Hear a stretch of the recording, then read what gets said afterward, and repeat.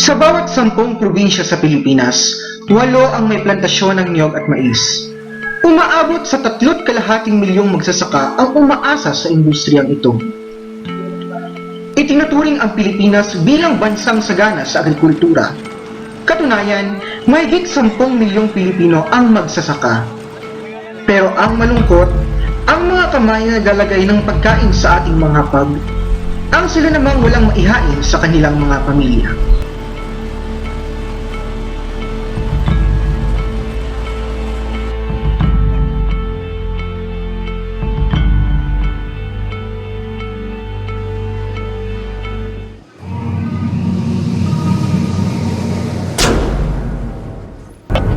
Mula sa bayan ng Calabanga, bumiyahe ang aming team ng mahigit 30 minuto upang matunton ang barangay ng Kumagingking.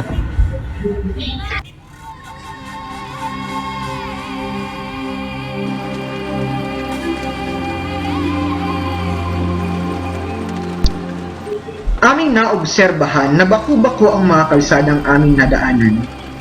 Ang mga ganitong kalsada ang isa sa mga nagpapahirap sa ating mga magsasaka na naninirahan sa mga rural na lugar. Dagdag pasakit pa sa kanila kapag tag-ulan dahil putik at bato ang matindi nilang kalaban sa mga kalsadang ito. Ayon sa Department of Agriculture's Farm to Market Network Plan, ang kalsada ang pundasyon ng modernong agrikultura. Ang kalsada ang nagdudugtong sa ating magsasaka sa mga pamilihang bayan. Kung mabibigyan sila ng pagkakataon na magkaroon ng magandang kalsada, maaaring madagdagan ang kanilang produksyon at kita.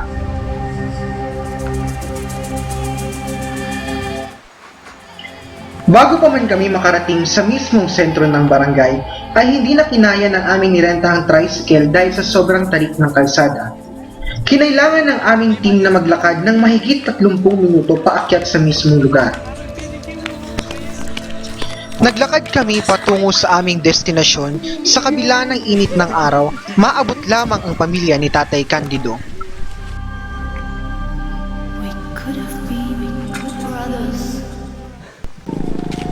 Noong panahon ay abaka lamang ay kinabubuhay ng mga naninirahan dito. Di kalaunan ay naging pangunahing produkto ng sityong ito ang kopra at mais. Ang pangalan ng sityong ito ay hango sa isang hindi pangkaraniwang uri ng kawayan na madaming sanga na kung tawagin ng mga taga rito, kagingking. Ang sityong ito ay dating pagmamay-ari ng isang inchik at hindi kalaunan ay binenta ang higit kumulang 60 ektarya ng lupain sa isang nagngangalang Don Juan.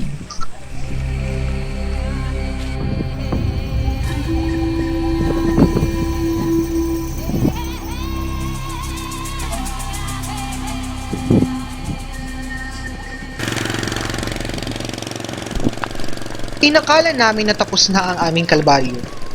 Ngunit kinailangan pa naming maglakad ng matagal-tagal upang marating ang pamilya Palma.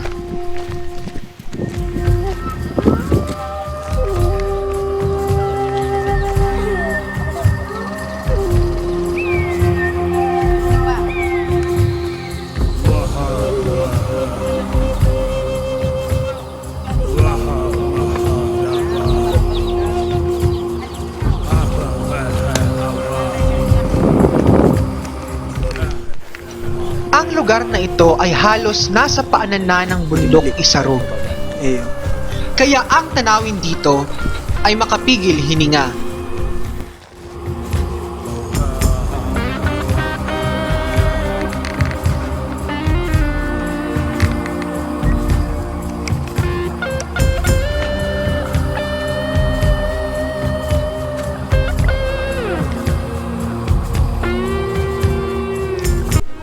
Napagdesisyonan ng aming team na magpahinga muna sa isang farmhouse upang maghabol ng hininga at makiinom na rin ng tubig.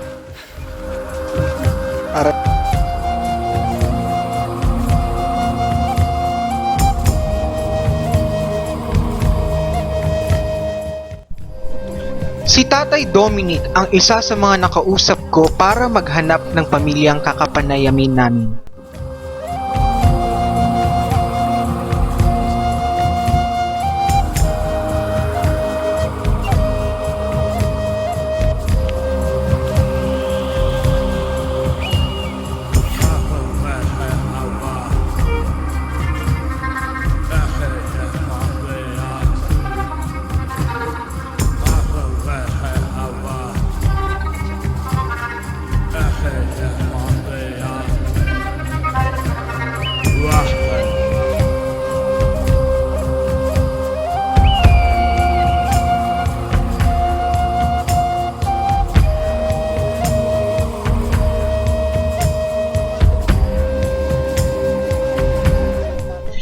Hingal at pagod ang inabot namin.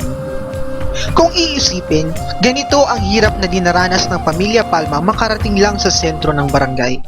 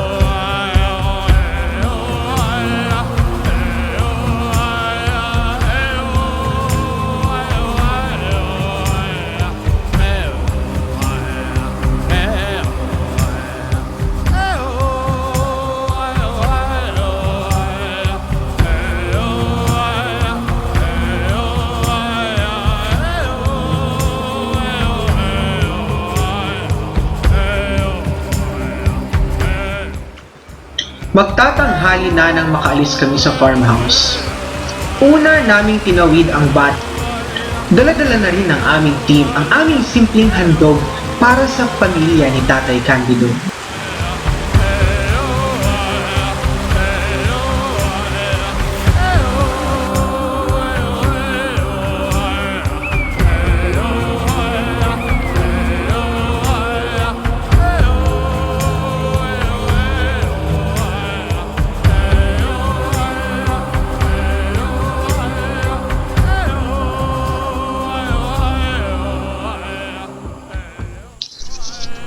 Sunod naming inakyat ang maliit na burol na ito. Kapos man sa buhay sila Tatay Candido, nabiyayaan naman sila ng Diyos ng ganito kagandang tanawin na pwede nilang makita araw-araw. Kung ako ang tatanungin, maihahalin tulad ko ang lugar na ito sa Tagaytay ng Cavite. Sapagkat ang lugar na ito ang isa sa mga pinakamataas na lugar sa munisipalidad ng Calabanga.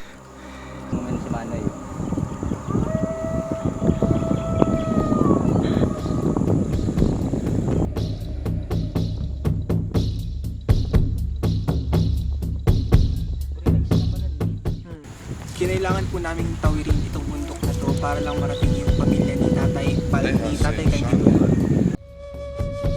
Hançay konu mundoya.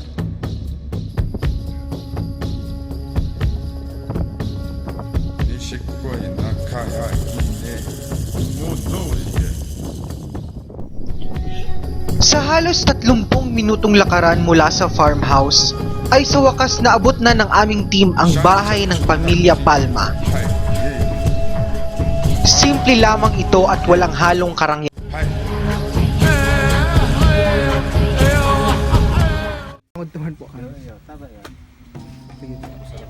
Hello po. Kumusta po kita natin? Ano po pangalan mo? Candido Palma, Pero edad ka na? 62. Nasaan po ang ano? Yan sa Luksan, Nasa o sa Tugad ba? Pero pa ang mga ano? Tulugan lang. Mga perang edad mo. Ang bato ako, yung yadig di. Si ate mo.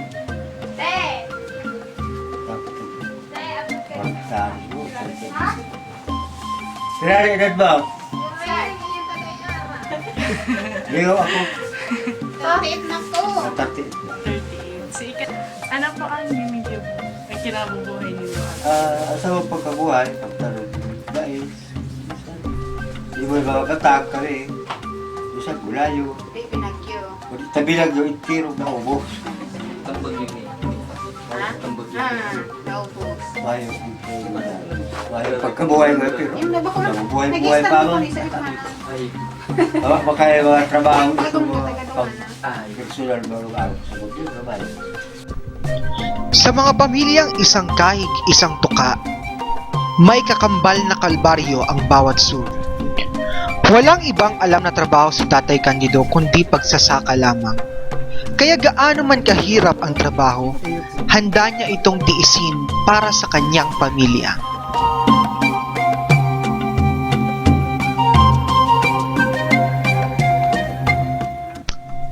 Nakapanayam din namin ang isa sa mga anak ni Tatay Candido.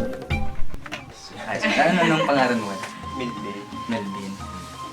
So, sabi kayo ni tatay sa bago, gabos ka man nakatapos ng high school, ano? So, pupunta ka lang, kuya, kung anong importansya sa iyong pang-edukasyon.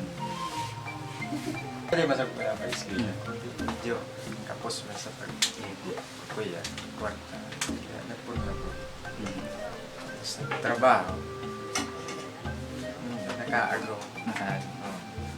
Anong yung ibo mo, kuya, sa ano? Nakatrabaho mo niya? Minsan construction. Construction. Minsan sa bahay. Mayasan.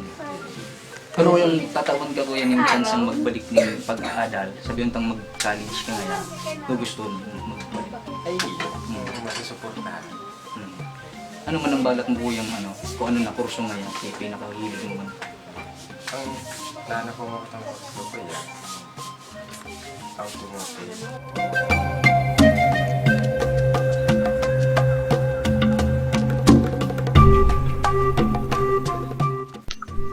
Napagpasyahan ng aming team na samahan si Tatay Candido sa kanyang patutunguhan. Ano yung tayo lalabahan mo po?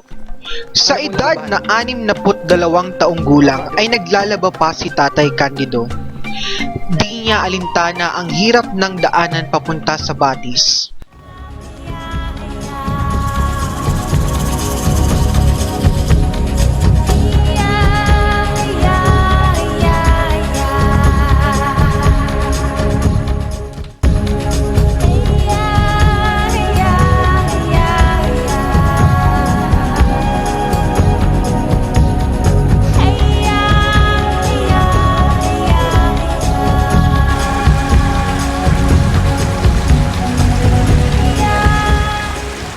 Pirang taon mo naman po nito ay ginigibong paglalabakan sa diri mong mga bado. Halahin na po. Wala pa ako, sultiro pa. Talaga. Sultiro ka po. Ikaw na po talaga naglalabakan sa diri mong bado. Ano? Sabado po. Ayun. Ito, Siya po pero sinaglalaba. ko dyan, ko kaya kita Ayun po. labahan. Ayun. Kung sarap sa laban, di rakban. Ayun po, tama. Kaya kaya.